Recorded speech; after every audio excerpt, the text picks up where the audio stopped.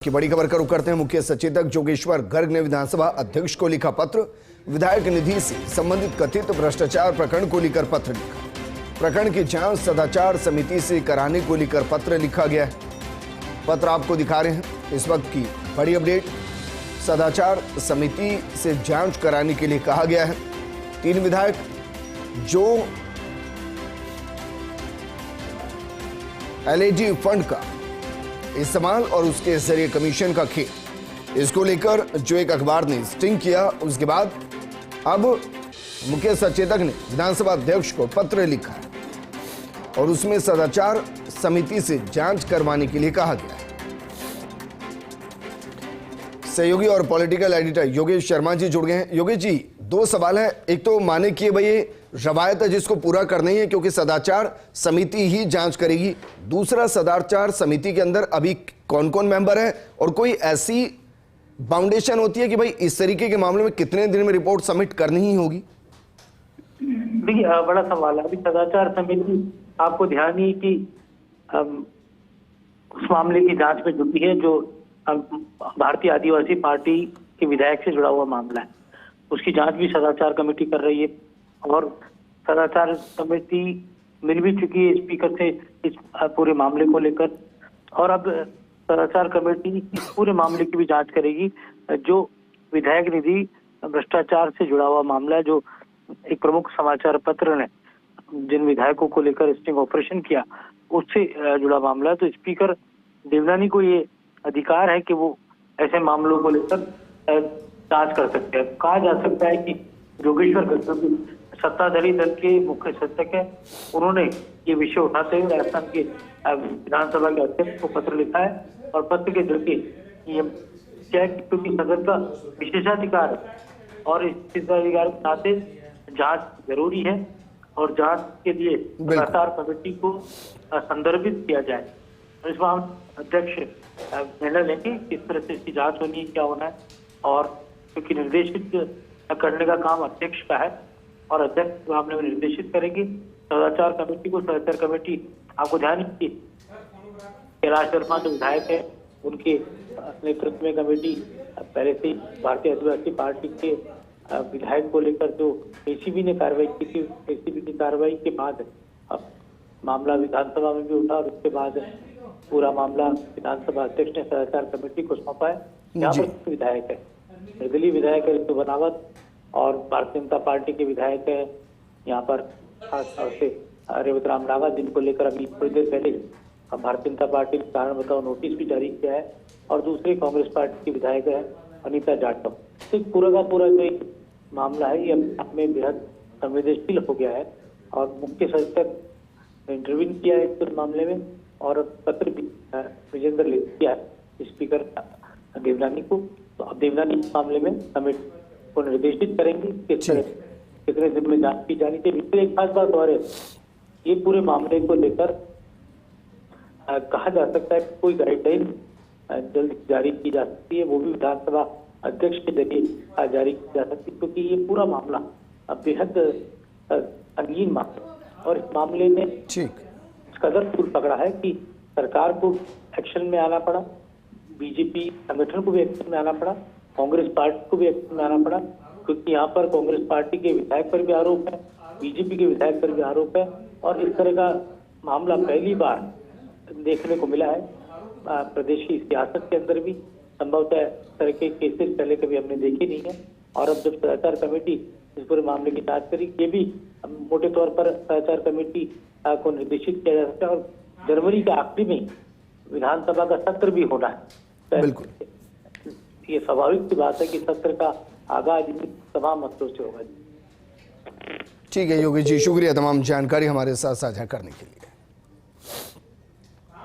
सहयोगी और associate editor ऐश्वर्य प्रधान जुड़ गए हैं। ऐश्वर्य, क्योंकि लगातार अपडेट इस घटना पर आ रहे हैं, अब जोगेश्वर गर्ग ने पत्र लिखा है सदाचार समिति को इस मामले को देने के लिए ताकि वो जांच करे, लेकिन अभी बीएपी के मामले में जांच जारी है, तो अगर समिति को जांच सौंपी जाती है तो क्या वो टाइम बाउंडेड हो सकती है? पहला सवाल। दूसरा, क्योंकि सत्र आएंगे, अभी बजट सत्र भी आएगा, उस दौरान इन विधायकों को विधानसभा में आने की एंट्री मिलेगी या नहीं मिलेगी?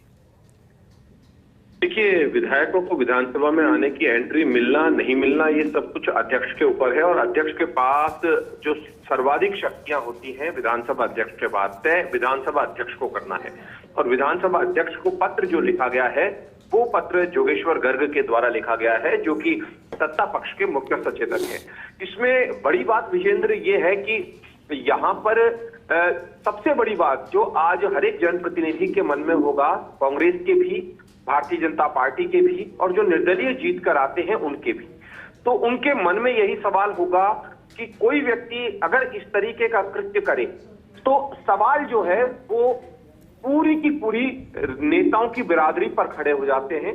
क्योंकि पहले ही हिंदी फिल्मों में कई नेताओं से लेकर पुलिस इनकी छवि इस तरीके की बना दी गई थी एक दौर में कि लोगों के दिमाग में ऐसा लगने लगा था, लेकिन उस छवि को धीरे धीरे धीरे खत्म कर दिया गया। अब लोगों को लगता है कि नेता वास्तव में जनसेवा के लिए भी आते हैं।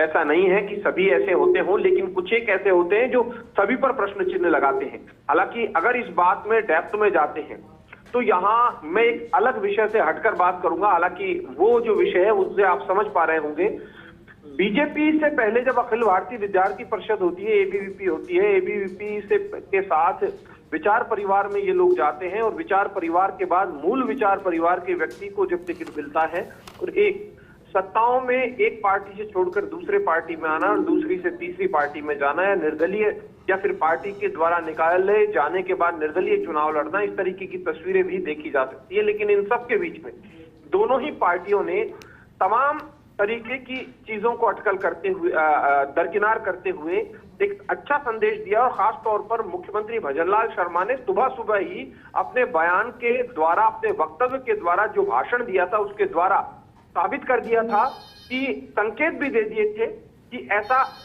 कोई भी भ्रष्टाचारी हो बख्शा नहीं जाएगा। उस संकेत का प्रतिफल सभी के सामने है, उसका जो परिणाम है वो सभी के सामने है। उन्होंने स्वयं भी ट्वीट करके एक्शन लेने की बात कही है। उन्होंने जो उन्हीं की पार्टी के हैं, चूंकि मुख्य सचेतक है, सदन के मुखिया से ही सलाह लेते हैं, तो उन्होंने भी अब कारण बताओ, उन्होंने भी विधानसभा अध्यक्ष को लिख दिया, कारण बताओ नोटिस प्रदेश अध्यक्ष ने जारी कर दिया है। तो ये अपने आप में बड़ी बात है। अब सदस्यता का जहां तक सवाल है, वासुदेव देवनानी विधानसभा अध्यक्ष हैं, वो भी, उनकी जो राजनीति है वो भी एक अलग हदा राजनीति है, और वो जो भी निर्णय करते हैं नियम परंपराओं के आधार पर, और उनकी एक अलग पहचान है। ये तय मानकर चलिए कि वासुदेव देवनानी का कल का दिन होगा, कल उनका दिन होगा, कल बहुत सारी चीजें वो तय करेंगे। उन्हें क्या करना है वो तय करेंगे। वो अभी इस पूरे मामले की पड़ताल करेंगे, और पड़ताल करने के बाद जो ये पत्र भेजे गए हैं उसके आधार पर वो एक्शन लेंगे। हो सकता है आज रात में भी कोई एक्शन वो लें, रात तक भी, लेकिन सब कुछ विधानसभा अध्यक्ष के हाथ में है। और यहाँ पर जो लिखा गया है, इस पत्र की भाषा हमारे वरिष्ठ सहयोगी योगेश शर्मा ने बता भी दी है कि किस तरीके से वो भाषा लिखी गई है। लेकिन मुख्यमंत्री का एक बड़ा और कड़ा संदेश है, और तय मानकर चलिए कि आगामी दिनों में भ्रष्टाचारियों पर और नकेल कसी जाएगी। एक बड़ा सवाल और होता है कि अभियोजन स्वीकृति के जो मामले आते हैं वो बड़े चर्चाओं में रहते हैं। तो किस सरकार ने कितने मामलों को अभियोजन स्वीकृति दी, इस पर भी लोग अक्सर चर्चा करते हैं। तो ये भी देखे जाते हैं कि इस तरीके के मामले कितने हैं, क्या हैं। तो कुल मिलाकर अब ये बड़ी बहस छिड़ गई है। इस बहस का अंत मुझे लगता है सुखदायी होगा, क्योंकि बिल्कुल ऐश्वर्या, आप सही कह रहे हैं, क्योंकि आपने एक शब्द इस्तेमाल किया था, परसेप्शन, कि भाई फिल्मों के जरिए बाकी जरियों से एक परसेप्शन बनाया गया था, उस परसेप्शन को बदलने की कोशिश की गई। अब यहीं से ही सवाल है वो कि भाई अगर सब विधानसभा में रहे, जो सदाचार समिति है वो लंबे वक्त तक मामले को अपने पास रखे, अगर कोई बड़ा डिसीजन ना हो, तो वो जो परसेप्शन है ना विधानसभा को लेकर, विधायक को लेकर, नेता को लेकर, वो थोड़ा सा डेंट होता है। और इसलिए आपने सही कहा कि अध्यक्ष की जिम्मेदारी बड़ी है, और हमें पता भी है लगभग कि अध्यक्ष क्या फैसला लेंगे। लेकिन क्या दोनों को पार्टी से भी बाहर का रास्ता दिखाया जा सकता है? देखिए, पार्टी के विधायक हैं, कई बार सदस्यता तक रद्द कर दी जाती है, ये बात भी देखी जाती है। लेकिन ये जांच का विषय होगा, जांच किस स्तर तक जाती है, किस तरीके से जांच होती है, साक्ष्यों के आधार पर कैसे तय करते हैं विधानसभा अध्यक्ष, उसके आधार पर सारी चीजें तय होंगी। एक विजेंद्र, अभी हम थोड़ी देर पहले बात कर रहे थे, तो जो तुमने बात कही थी वो बड़ी कारगर बात थी।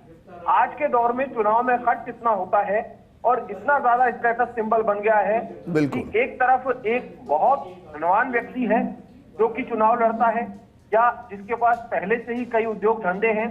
दूसरा एक ऐसा व्यक्ति है जिसके पास कुछ नहीं है लेकिन वो भी मुकाबला करने चलता है। तीसरी बात, कार्यकर्ता जो है वो तुलना करने लगता है कि फला नेताजी ने ये सब कुछ खर्चा किया है या अपनी तरफ से भी फला नेताजी। इवन ये होता है कि नेता जब सुबह घर से निकलता है तो एक पूरी लिस्ट उसके हाथ में होती है कि जन्म मरण और परण में जाना है, कि किसी के घर में जन्मोत्सव है तो वहां भी जाना है, लिफाफा दे के आना है शगुन के तौर पर। किसी के घर में शादी है तो लिफाफा दे के आना है शगुन के तौर पर। गरीब है, गरीब को ज्यादा पैसा देना है। कोई पैसे मांग लेता है, कोई गौशाला चला रहा है वो पैसे मांगेगा, कोई सामाजिक संस्था चला रहा है वो पैसा मांगेगा। और ऐसे में वोट जो है वो उसे लेना होता है। और आम जन है वो ये नहीं समझता कि पैसे का रोटेशन कैसे घूमता है, तो आम जन को भी समझना पड़ेगा। यही कारण है कि हम हमेशा कहते हैं कि लोकतंत्र में व्यक्ति जो है उसे जब जिताएं और जीतने के बाद उसके 5 साल 8 साल 10 साल बाद की स्थिति देखें। हालांकि शनै शनै कोई व्यक्ति यदि प्रगति करता है तो सभी के समझ में भी आती है कि कोई अपना उद्योग चलाता है, कोई काम धंधा करता है या अतिरिक्त रूप से खेती बाड़ी करता है, लेकिन अचानक से कोई धनवान बन जाता है, ये देखने वाली बात है। एक मिसाल के तौर पर एक बड़ा विषय है पूरे देश में, इस पर भी गौर फरमाना चाहिए कि अचानक से सोने की कीमतें इतनी कैसे बढ़ गई है। प्लॉट्स जो है वो एक एक आदमी के पास 4, 5, 10, 20, 25 तक प्लॉट कैसे आ जाते हैं? क्या उसका कोई आकलन होगा इस देश में, या होगा या नहीं होगा? क्या सोने की कीमत? जी ठीक है ऐश्वर्या, शुक्रिया तमाम जानकारी हमारे साथ साझा करने के लिए। तो सदाचार समिति को सौंप दिया गया है मामला। अब देखिए आगे क्या होता है। विधानसभा अध्यक्ष को फैसला लेना है और काफी हद तक हर कोई जानता है कि फैसला क्या होगा, क्योंकि वो जिस तरीके से विधानसभा को चलाते हैं सबको भरोसा है कि वो उसकी गरिमा के साथ इंसाफ करें।